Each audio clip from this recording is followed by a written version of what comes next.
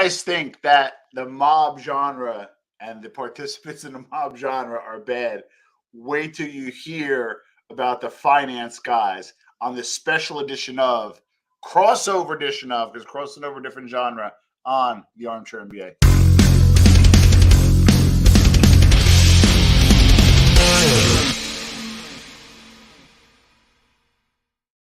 Hello, Tom Lebecki here with the latest edition of the Armchair NBA. Before I announce my next special guest who agreed to come on, kind of a crossover edition between the mob genre and the finance genre. Kind of, I think, the first ever, actually.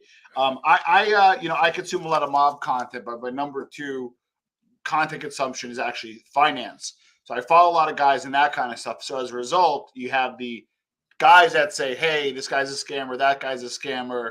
And then what happens? The content creators start fighting. So before we jump in, we're going to talk about doxing, parents' houses, ruining businesses, $200,000 lawsuits. You can't make this shit up. So without further ado, echoes from above. Welcome to the Armchair NBA. How you doing today? I am doing great. Thank you so much for having me, man. I really appreciate you having me on to tell my story and talk about everything going on in finance because, yeah, it's a lot. It's a lot. And I want to kind of walk through this. Not that you guys don't understand finance, but I want you to understand the players and do not tune out. I know this is off brand, but you're going to want to watch this one on the the replay. You're going to want to watch this one. So the finance space is huge on YouTube. People make a lot of money. There's a lot more at stake. So what I want to do is I'm going to go through some of the big guys out there and get Echo's opinion on who kind of is a scammer, who's not. I vetted Echo's. He's qualified. He's in corporate. He has a regular life. This is kind of a side hustle for him. North of 10,000 subs. We'll put a link to his thing. But without further ado, let's jump in. Now, this is somebody I like, okay? He's been on my podcast. I'm a big fan of his. He's been getting a lot of heat lately. What do you think of Grant Cardone? Oh, God, this guy is something else. So the biggest guy in our space for what I do, his name is CoffeeZilla.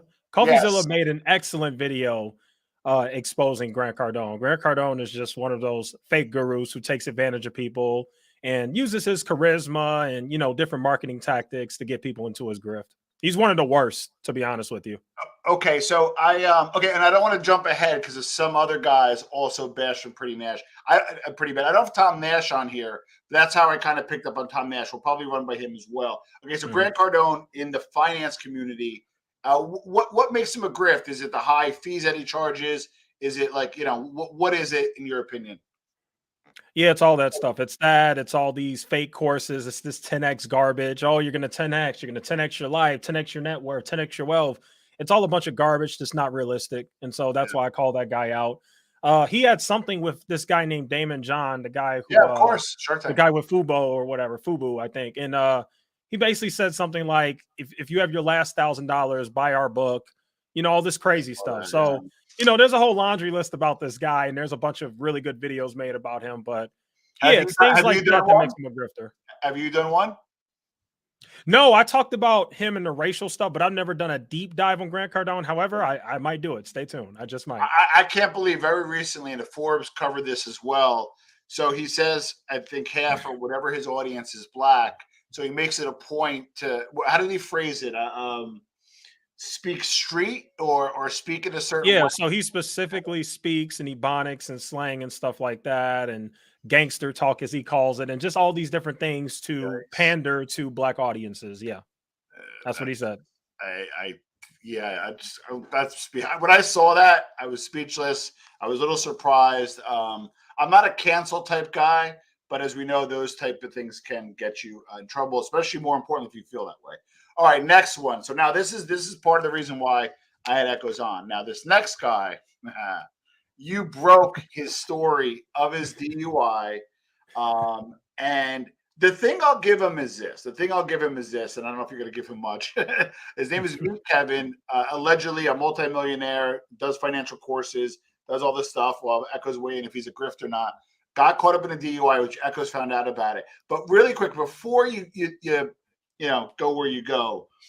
One thing I like about your space, regardless of the size of the channel, the bigger guys will go on the smaller shows to discuss or debate them. Where in our space, if somebody has like 100K subs, they don't even look at a 25K channel, or a 25K guy doesn't look at an 8K channel. the thing I like about your space is he came on your show. So first, tell us about who Meet Kevin is, what's his backstory, and why is he, not so good in your opinion? Yeah, just to speak on that, yes, they do get credit for coming on our little channels. I get it, but at the same time, I think they're a lot more sensitive than the people in your space. That's really what I Oh think. yeah, you'd be surprised, but go ahead. Yeah, Okay. yeah. Okay. Sorry. What was the question? Yeah, so what's up with him? So I'll give you how I met Meet Kevin on. So he was really going hard after Cardone. Yep. He dressed like an elf, broke into his place, got arrested. Yep. Kind of lost me with some of the hijinks. He ran for governor. He got a little too cheeky, got a little too big for his britches. I never use him for financial advice. I actually thought he was more of a real estate guy. But I never, I don't buy courses from any of these guys. But nevertheless, I found Meet Kevin to be kind of scammy. So give me kind of your opinion why he is probably not legit. Man, I don't even know where to begin. So this is somebody who I've covered on my channel more than anybody. I have more videos on this guy than anybody. So it's like I don't even know where to begin. 50. Did you like 50 videos? You have like 50 videos on that guy. I'm not even gonna lie, dude. Because there's so much to cover. I mean, first off, he started stock started going up or doing well. We got into this insane bull market because of what the Fed did. And he just literally jumped on the bandwagon. And all of a sudden went from a real estate guy, which is what he truly is, to all of a sudden this stock market expert. And he's called so many stocks that are down 90% and is directly responsible for the destruction of so many people's wealth. Wow. The guy is an absolute grifter. I've never seen anything like it. He stole Andrew Tate's course, copied that. He has his own little Hustlers University course. He has all these other insane courses where he charges like thousands of dollars and all this crazy stuff. He's like this used car salesman type guy. He's very good with his words. Yeah. And unfortunately, he uses that to absolutely grift people. It's disgusting. But there's just so much. Like, yeah. One of the big differences, though, is and it's maybe about the size of audience and monetization. In our space, you kind of have like these big mobsters, Michael Francis and Sammy DeBull. And don't get me wrong, they make like really good money. But the big guys in your space make millions, right? So if he is ripping people off, allegedly ripping people off, that's a pretty big deal because that's a lot of money. But he got tripped up in a DUI, which is a pretty big deal for a media personality, and you uncovered it over everybody. Walk us through that. So Kevin mysteriously went to Florida, and I just thought that something about that was weird because he lives in California, but he just randomly went to Florida. He was there for like 2 weeks. He met up with this guy named Ben Mala or whatever, and I just thought that something was weird about that. So I was working on another video about him, and I just started digging into like what the heck this guy was doing in Florida, what was going on. And while I was doing some digging and researching, all of a sudden I found this guy has a mugshot in Florida. And this was in July when I was doing my digging and finding this. This guy got arrested in Florida in May 13th. So I found the mugshot and I thought it was fake. I'm like, there's no way this is real. Like it was an actual mugshot of me. Hold on. So I want to give some backdrop and context. You're like a nice guy. Yeah, watch your show. You're a nice guy. So this guy must have really rubbed you the wrong way. How did you even know to look for the mugshot? That's what I'm getting at. Sure. So first I was a fan of Meet Kevin, right? Like a sort of fan. I wasn't no super fan of him, but I like this content. I watched his content. After he sold all of his stocks, I immediately just completely flipped on him. I'm like, this guy doesn't know anything. He's crazy. So that's when I began my journey of actually going after him. But yeah, finding the actual mugshot was just pure luck. Literally, I'm just typing in like Meet Kevin Florida, Meet Kevin this. I don't remember what exactly I typed in, but I was just really just trying to figure out what the heck this guy was doing in Florida. And I knew something wasn't right. And somehow I came up upon some website called Mugshot Zone and his mugshot was there. And I'm like, holy cow. So after I found that, like I said, I thought it was fake. So I went to the court records to figure out like exactly what was going on. Cause I figured out where exactly in Florida he was. Hillsborough County. So I looked that up. And then that's when I found the police report and then I found the DUI. And I was like, holy cow. And it's funny because I'll tell you something that I've never told anybody before. Okay, please. This is the first time I've ever said this. When I first discovered the DUI, I actually wasn't going to put it out at first. Yeah. I was actually thinking, you know what? I was going to actually message him on like Instagram or something and let him know that I found this out and figure out how we want to proceed from there. But then I thought about it and I'm like, you know what? I really think that as somebody like him, who's a public figure, ran for governor, I think the public deserves to know. So after I really thought about it, I decided to expose it. And yeah, it turned out to be a crazy thing that set the finance committee on fire. Now, really quick, guys, just a quick rehash. Echoes from Above is a content creator. He's in the finance space, and in the finance space, they make a lot more money than we do in the mob space, and they're a lot more treacherous. I mean, these guys don't mess around. They're nice guys, but they do not mess around because, to be honest with you, there's a little more skin in the game. These are people's finances, giving financial advice. So there's guys like Echoes that counterbalance those guys. All right, but then he went on your show, which again, like. Not listen, 10,000 is a lot of subs. I'm not knocking it, and that's really nice. You got there. Oh no, at that time I had 2,000 subs when he came on my channel. But how did you do that? That's insane. So what happened was, well, let's talk about everything that led up to that because there was a lot before he came on my channel. First, he threatened to sue me. So what happened was the day that I exposed the DUI, he contacted YouTube and got my video taken down. I don't know how he did it, but he did it. So YouTube took down my video for bullying and blah, blah, blah. Oh, real quick, just so you know, I want people to listen to this. This is the same, like the mob genre. I'm not a rat. I'm not this. I'm not that. There are copyright strikes, bullying, harassment, doxing. It's just so in sync. Is like, take this as a compliment. We expect so much better from you guys. Yeah. Keep going. Sorry. All right. So, dang, where was I? He took it down somehow. Okay. Thank you. Yeah, so he took down my video. I made a live stream that exact same day, and I basically said why I exposed Meet Kevin's DUI. Meet Kevin joined the live in the chat. He didn't come on camera, but he joined the chat, and he started typing to me like, I hope you got a good lawyer. I'm going to sue the crap out of you. Your life's over, all this crazy stuff. So we went through all of that. Yeah. Then we went through more of him threatening to sue me, and it just turned into this whole thing. And then eventually out of nowhere, I'll never forget, it was at like 2 o'clock in the morning. He just randomly messages me and says, hey, let's do a live stream. Let's come and confront this. Let me go on your channel. That's literally what happened. I still have the message on Twitter when he messaged me that. So he randomly decided to come on my channel. And I don't know exactly why. My theory is that there was so much pressure because of everything going on.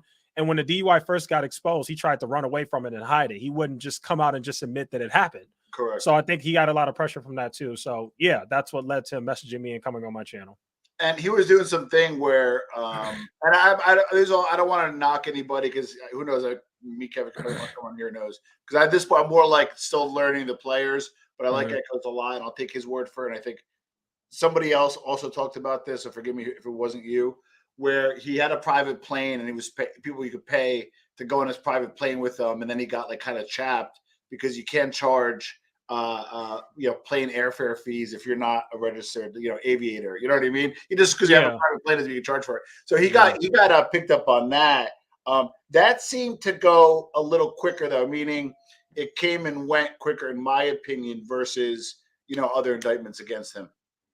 Yeah, that DUI thing, I don't know. Sometimes certain things take off and some things don't. Like there's so many things I've exposed on him that didn't take off, and that DUI thing did. Like people were just so bothered by it. There's a few things that took off that just caused a lot of controversy for him. It was him selling all his stocks in January of 2022 and the DUI thing. So the other thing is, I'm just going to shoot a text because somebody's at the door. Okay. That you guys also, and we'll get into some of the other people, like you guys make way, meaning when you dog somebody, they lose subs. When you dog somebody, they lose sponsorships. Some of you guys have put companies out of business, and not maliciously, meaning like, oh, you're a bad dude, or you're this and that. Like you guys isolate who's bad actor, and then like knock people out of the box. So what you guys doing is very effective, right? So I'm going to continue on, and this one, again, I want to see where you land, but I don't think you talk about it as much. This is Graham Stephan. He is a podcaster. He's got a pretty big show. And I think he made his money in real estate, kind of got big, and then had some controversy around FTX. Walk us through Graham and set us up there, Echoes. Yeah, I made a bunch of videos about him too. So Graham is in the same boat as all of them. He's not the worst of the worst. Yeah. He's not absolute scum of the earth, but he hangs out with a bunch of those people. And he did participate in FTX. And Graham's problem is actually kind of similar to Spencer's. They just prioritize money. They're not inherently horrible people or scamming anybody. However, they hang out with bad people. They offer their platform to a lot of bad people. And it's all in the name of making money. That's all these people care about. There's no integrity. There's no actual care for their fans or anything like that. It's all about the money, which is why Graham still has not given the money back that he made from that scam known as FTX. Well, we're gonna get there in a second, and you and I know this. We're smaller creators, and not that we're not small. We're 10 and 25,000, not to sneeze at, but candidly, oh sorry, I got a little construction going on today. You're good. But candidly,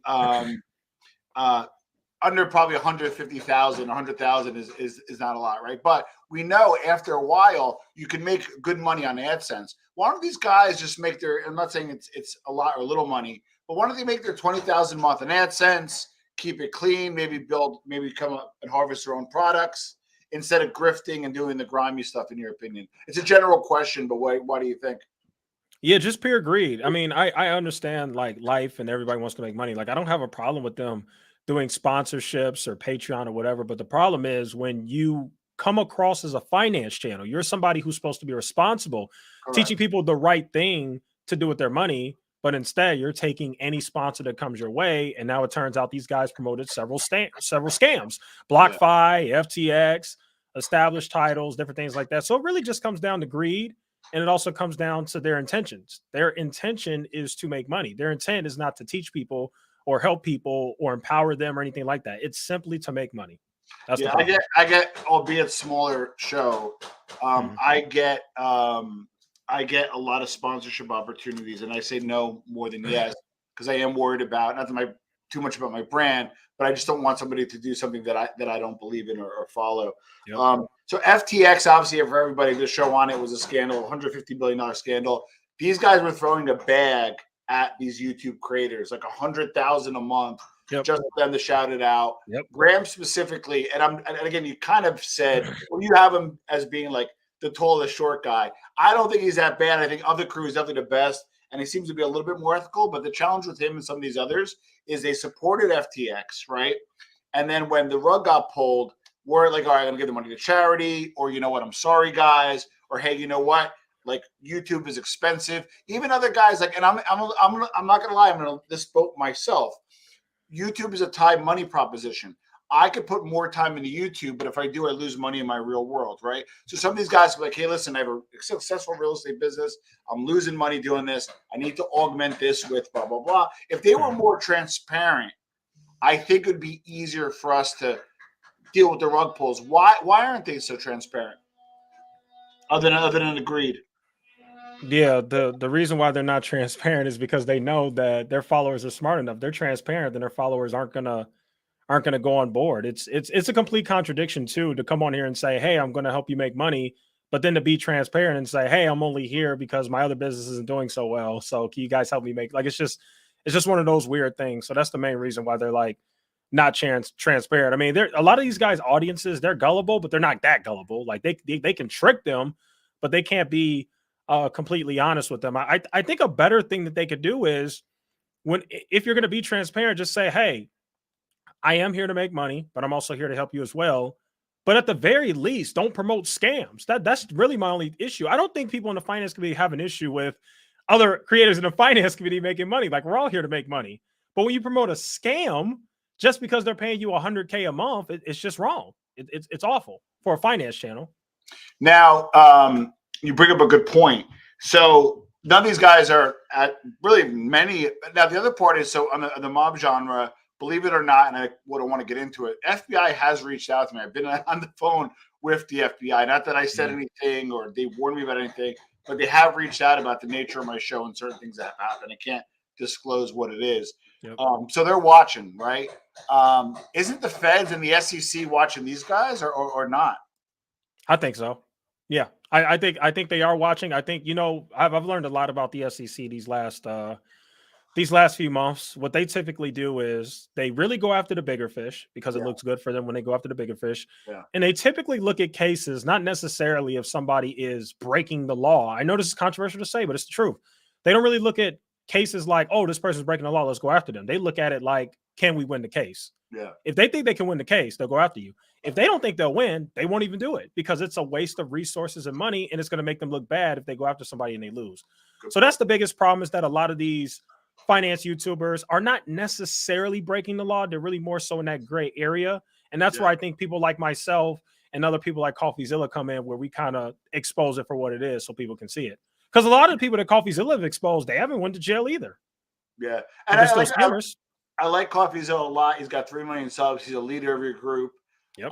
Have you ever talked to him? Because he seems like he talks to guys like with smaller amount of subs and has smaller guys on. Have you ever chatted with him, or has he ever acknowledged you at any point?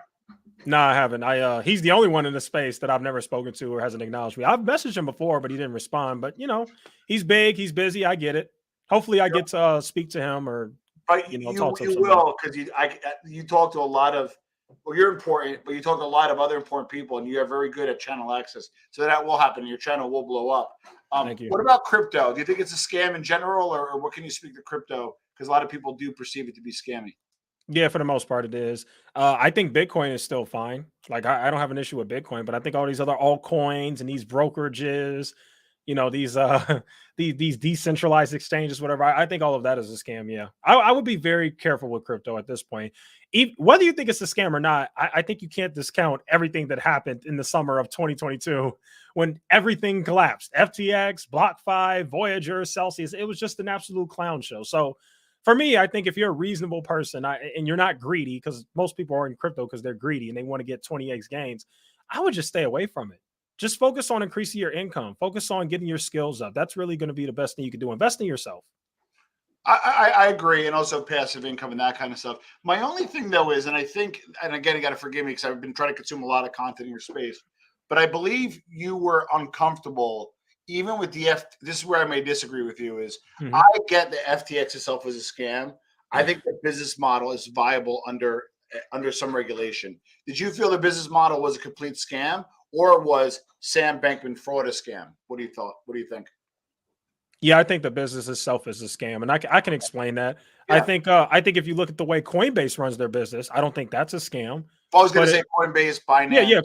Coinbase is Binance is. Yeah, I think Binance is. Binance, well, it's also China's infiltration to U.S., but I don't want to get demonetized, so we'll discuss that another day. No, you're good. Yeah. The way that these guys run their things are they promise 8-9% returns, and what they do is they take customers' money and they gamble it in a crazy crypto market that's only going up. And then once that crypto goes down or the market tanks, which you just saw happen, all of a sudden the money dries up and they can't give people their money back. That's literally what's happening. To me, that's a scam business model. You're not supposed to take people's money and go trade it somewhere else or do something stupid with it. Yeah. Somebody asked me about buying domain names. Domain harvesting had its day. Like, for example, if you ever notice, if you Google something, nothing ever comes up that's not a .com. So if you don't want a .com, it's not going to be valuable. Well, I'm going to own .health. You're going to wait a very long time. And domain harvesting is, I think it's had its day. That's just me. I have some domains that are worth money, but I also been owning them for a long time. All right. So we're going to go to this one. This one breaks my heart a little bit in terms of what he's going through. Spencer Cornelia. Now, this is my introduction to the space. Well, Tom Nash a while ago, but the reintroduction was Spencer Cornelia, about 500,000 subs, a little robotish. Not you're more of a orator, if you will, but was doing scam videos. Give us what happened with him. A huge lawsuit. I mean, I don't want to take the thunder. Give us background on Spencer. You're kind of beef with him and kind of what he's going through. Yeah, him and I are, I guess I'd say cordial now. I apologize to him because I went really, really hard on him. You went really hard on him. That's why I watched you, actually, too. But I'll tell you where it came from. He was actually my favorite YouTuber. And just like you, Spencer was my introduction into the space. Yeah. That's how I found out about this space even existed in the first place. But what happened was Spencer is friends with some of the biggest grifters in the finance space. And it's one thing to be friends with them, but it's another thing to publicly come out and defend them for promoting a scam called FTX when you're supposed to be an anti-scam exposing channel. It was just a complete contradiction. So that's what caused her to make like 6-7 videos just absolutely hammering that guy because of everything that happened. I think it was me also, but I'll give him credit. I think he lost some because of this whole debacle. He lost everything. He lost everything. Everything. Yeah. And we'll get into what's going on there as well as financial. But he also came on his show, and it was a debate. You guys were not polite with each other. Well, you were polite with each other, but verbally, you guys went at it. I thought it was a fair debate. Again, in this space, somebody with 500,000 subs are not going to a guy's channel with 10K subs. Were you surprised you went on? And give us what your thought about that debate was. Yeah, I was surprised he went on, and that showed me how much of a decent person he was. Because, Yeah. like I said, I really went hard on that guy. Yes, you did. Really, really went hard. I was really mean. And he actually messaged me and said he wanted to come on the channel. So what happened was we talked privately. I reached out to him after I made several videos about him, and he just kind of told me how he felt. And Yeah. after speaking with him, I'm like, you know what? This guy isn't the worst person in the world. I need to chill. So I put out a public apology for what I said about him. And then after that, I just left it alone. A week later, he reaches out to me and he's like, hey, I want to come on your channel and just kind of talk about everything, which I respect because it gives him a chance to tell his side of the story. And actually, I think a lot of people came out of that debate kind of on his side. Like they Yeah, really he was. understood He where he was was. coming from, which is why I think things like that are important. Well, the other part is you guys are not afraid to debate. A lot of people will Yeah. not go on to certain shows and not debate. And when they do, it's a shouting match. It's not very eloquent. It's not. Yeah. You guys had a good debate. It was on for like 2.5 hours. Yep. We'll talk about what happened after that in a second. So Mhm. he got sued, or he's getting sued, and he's in the hole like $250,000. Walk us through that, because I like him a lot, and that like kills me as a creator, kills me as a fan of the Yeah. show. Give us about what's going on with Spencer's lawsuit. Yeah, that hits home for me a lot because that could have easily happened to me. You know, Yeah. me, Kevin has like $20 million. He really threatened to sue me. And I really think that he probably would have had Yeah. he had a case. I think the reason why he didn't sue me is because he probably talked to his lawyer and his lawyer said, one, you don't have a case. And two, why are you going after this guy? You're going to waste all this money on like, come on, dude. Like, you know, so what happened with Spencer is Spencer had an interview with another channel named John Anthony Lifestyle. Yeah. Those two talked about another person named Derek Moneyberg, who's like this, like, I guess, like relationship guru kind of guy, like something like that, like pro men, you know, like kind of in that Andrew Tate kind of space, like help you get your money up, get in shape, all whatever, that whole thing. Yeah. So whatever happened in that interview, which is now deleted, made this guy so mad. He is suing Spencer for 5 different things, and he's suing Spencer for $2 million. And remember, not only is Spencer out of $250,000, Derek Moneyberg is out of $250,000 too. So this guy is so petty, has such a grudge, he's willing to spend $250,000 to go after somebody in a case that he's probably not even going to win. That Yeah. just goes to show you how ridiculous some of these people are. And Spencer has said numerous times Yeah. publicly that it has ruined his life. And what's weird is, okay, so I've been on both sides of this. You know, if you have a few bucks, it's called papering. Basically, I just go to my lawyer and say, hey, here's 30 grand. Just keep sending him stuff that a lawyer kind of has to answer, take certain actions that have to be answered. And, you know, you can't just, people have this thing in the mob space. They can just blow this stuff off. Not anymore. I don't care what state you live in. They'll take your house. They'll take your wife's house. They'll go after any assets you have. If you try to hide assets, if you're 1099. So it's a different ball game from the fiduciary response. And good luck getting a credit card. Good luck getting a mortgage. Good luck getting a car if you have a judgment. So with this particular one, it looks like the guy Moneyberg was papering Spencer, and it's kind of a game of chicken. This guy was kept, going forward with this, and Spencer has to defend himself because he doesn't have a choice, and he's in for $250,000, and Spencer's probably going to be off the hook, but that's still a big L. I don't care how much, and he's a young kid, he's a young guy, and he said he kind of wiped him out. What and people like me are like, well, if I get sued by even a bigger guy, I had a good lawyer, it won't go that level. No, I can get wiped out just like you could or I could. You actually picked up some media insurance. Talk to us a little bit about that. Those are the mob genre space. You got to listen to this next part closely. Tell us about media insurance. Yeah, every creator that does anything controversial or does any type of content that could possibly lead to you getting sued, you're definitely going to want to get media insurance. So Scott Shaffer, who's also in the space, he has it. CoffeeZilla has it. I have it. Yep. So we all have it. So basically, oh, you're on mute. You're on mute. You're on mute.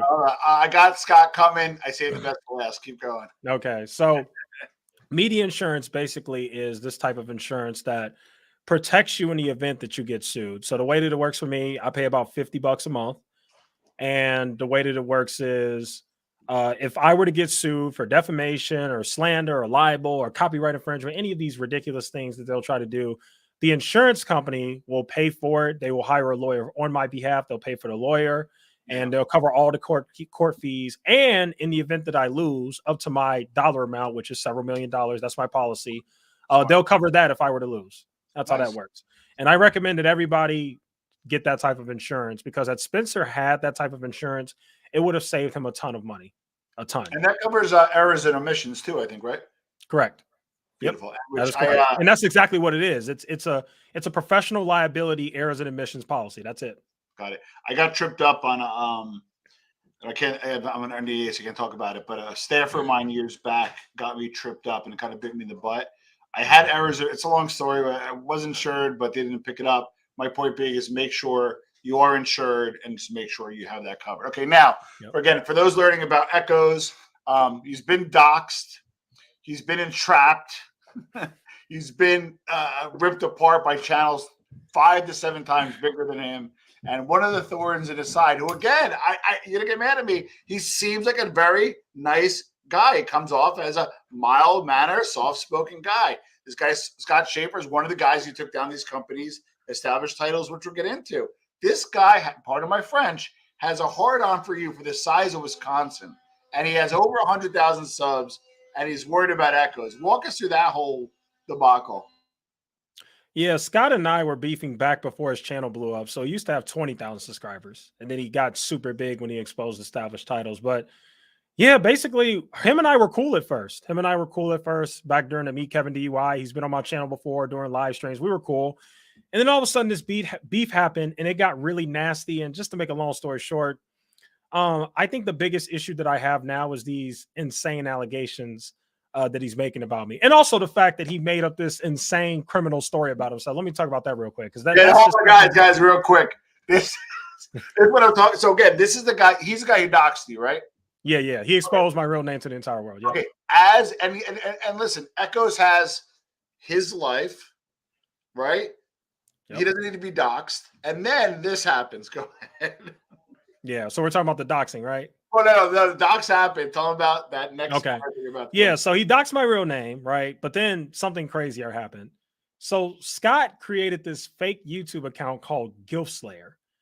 And this Gilf Slayer guy, which was Scott, commented on my video and said, "Hey, Echoes, I have some very serious information about Scott. Please feel free to send me an email. Apparently, Scott beat up his girlfriend in 2016 and went to jail for it," or something crazy like that. Any creator in my space is going to at least say, huh? Like, at the very least, even if we're not going to expose it, we at least want to know, because that's pretty serious. Beating your girlfriend is pretty serious. So I say, fine, send me an email. So Scott then creates a fake email.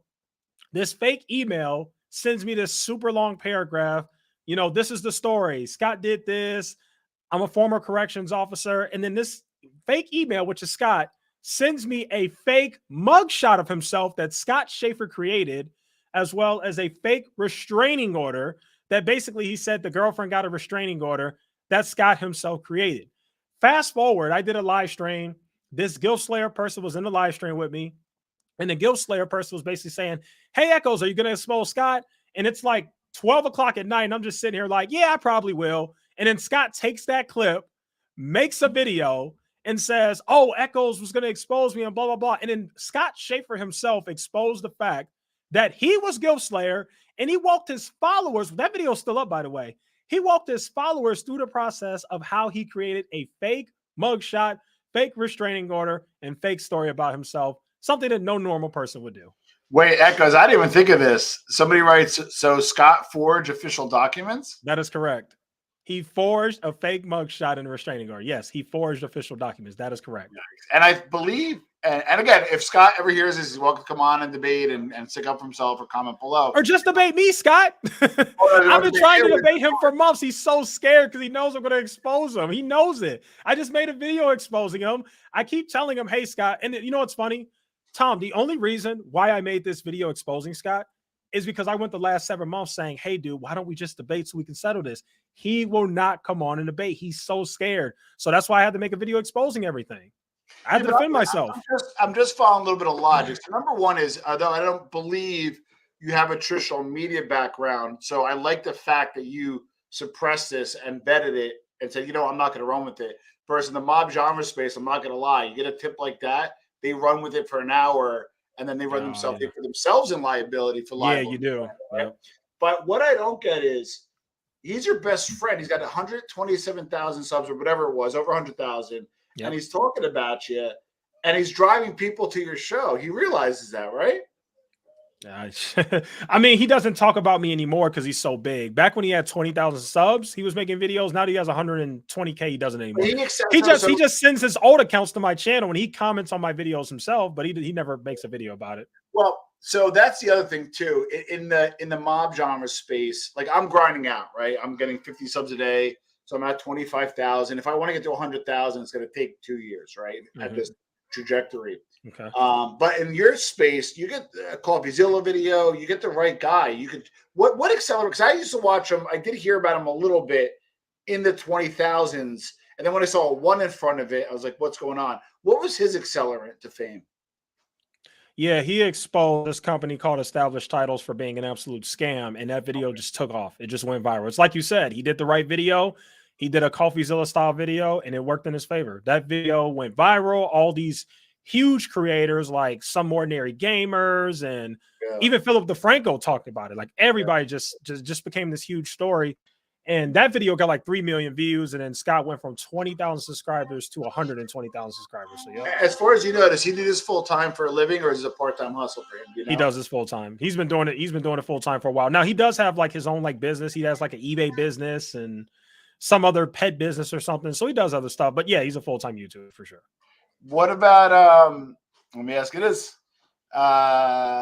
He accused you of some unscrupulous stuff. Like what did he accuse you of? And what's your answer to it? Oh, yeah. I admit everything that I did. I have no problem with it. So, Scott, is it true Scott told Echoes about media liability insurance? And if yes, why? Yeah, Scott is a weird dude. I don't know. Yeah, he did. I know that sounds like an insane story. And I'm telling you guys, it's not me, it's him. Yeah, he used a burner account because he's famous for this. He has all these like burner. Yes. There's another story on this. Go ahead. Yeah. Okay.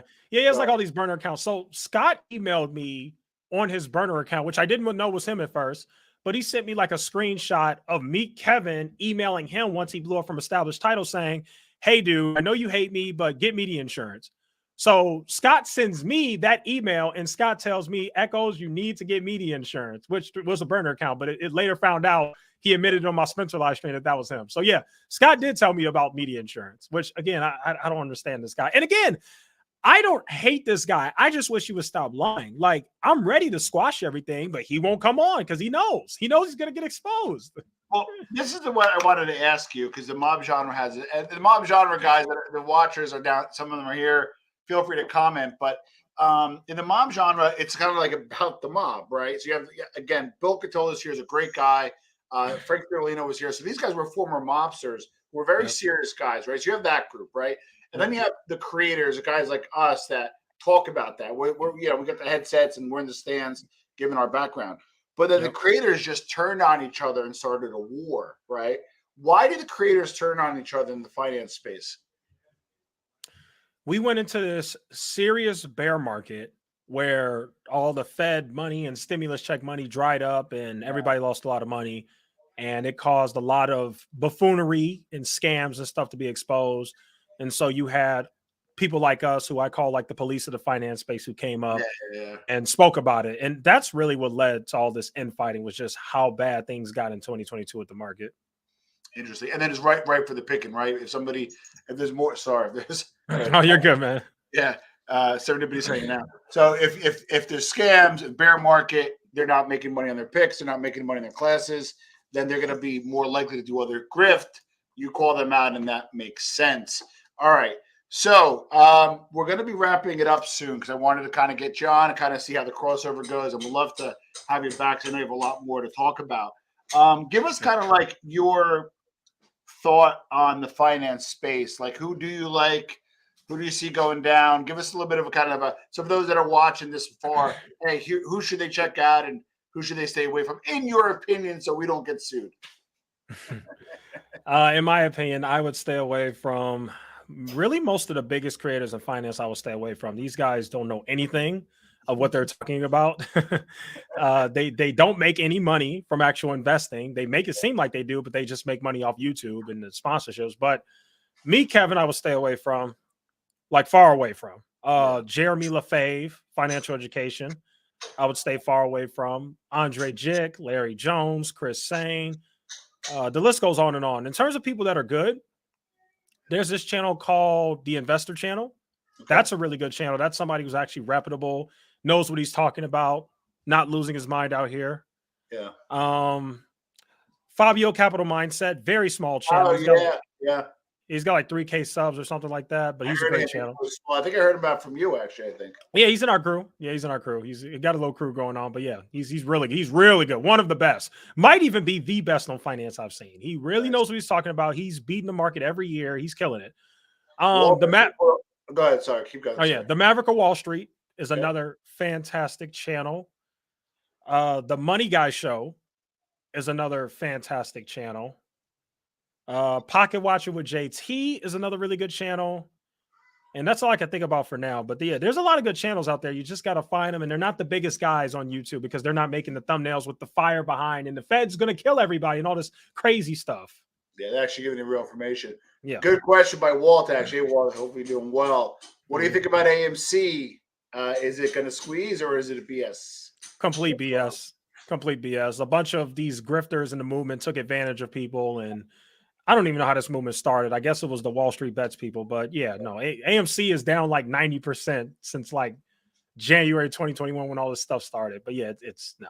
AMC's not going to squeeze. How about this? Without giving any particular picks, because I don't want to have this recorded and then 3 years from now, can you at least share with what an investment strategy of yours that you could share strategy-wise, maybe from the macro level? Yes, and actually, this I guess not advice, but this strategy is something that will stand the test of time. Like you could play this 5 years from now, and people will look back and be like, "Oh, that was great. That was a great strategy." It's very simple. The average investor is the best thing you could do is just buy the S&P 500. Don't worry about stock picking.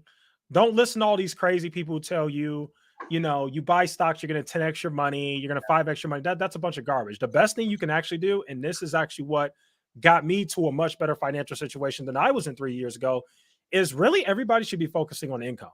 That's actually the best thing you can do. When it comes to investing is long-term wealth building. That's something where you're older, you're ready to retire, you got $3 million in your investment account because it just accumulated over time, that compound interest. But if you want to be rich right now, or you want to be rich in like the next 5 years, the stock market's not going to do it because the stock market is so unpredictable. But you know what is predictable? Increasing your income. You get a better job, you find a side hustle, you start a business, you become an entrepreneur. That is 100% guaranteed going to 5x your money. Yes, it will. Yeah, I'm a big believer. That's how I kind of did it. And as I get older, I get into passive income and other streams. Yep. My goal is to be 80% passive in 10 years, just like literally passive, and probably 40% passive. So which I have a six-figure, I don't call it a side, I have a six-figure mailbox money right now. I might be selling that business, which is another story. I'll call you for some advice what to do with it. But I do agree with you that people should focus on what they can, is make more money where you can, then get a side hustle, and then try to find a way to get it, passively eventually. And then I think that's a holy grail. A good friend of mine who he's a dentist, makes over $10 million a year. He goes, you're wealthy when your passive income meets your monthly expenses. And that could be at any level. So don't be afraid to get passive income and then also manage your expenses. What about what's new for your channel? You grew quickly. I got to be honest with you. I got the impression, and I think this as a compliment, I saw your channel and the quality of the channel, the quality you are as a person. I got the vibe that you had a $500,000 channel and either stopped and lost it and came back.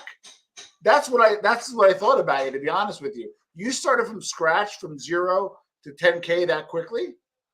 Yes, yeah. And I'm glad you're saying this. It's actually funny. So I did have another thing going on, and I'll explain that in a minute. Okay. So yeah, the channel, even though I only have 10,000 subscribers, it's still a ton of growth considering that this exact same time last year I had 300 subscribers. Yeah. I think that's pretty good growth wise. But I did have a content thing going on. What I had was a Facebook page. And I was posting videos and doing things like that on Facebook, but they banned me. So that's how that went. Yeah, I got banned on Facebook. What did you do? So I started talking about that type of channel was more of a because my background is actually in politics. So I started talking about like politics, but I was also mixing it in with conspiracy, but not exactly too far conspiracy. Like we're not talking Alex Jones, just a little bit. And Got Facebook it. didn't like it, so they banned me. That's it. Interesting. Yep. All right, and then so you grow your channel. You're gonna probably stick with being kind of the Griff Slayer. Can you give us before we conclude maybe a little preview on who's next on your radar? Yeah, the next person, the video's almost done and it's really, really good. The next person is going to be this guy named Stock Up with Larry Jones. He has about 500,000 subscribers on YouTube. This video is so good. I'm going to get him. That's the I next like video. it. Listen, Echoes came on. To be honest, he even said, "Dude, you're like a mob show." I'm a little different. I cover the business end of the mob, and I try to cover business when I can.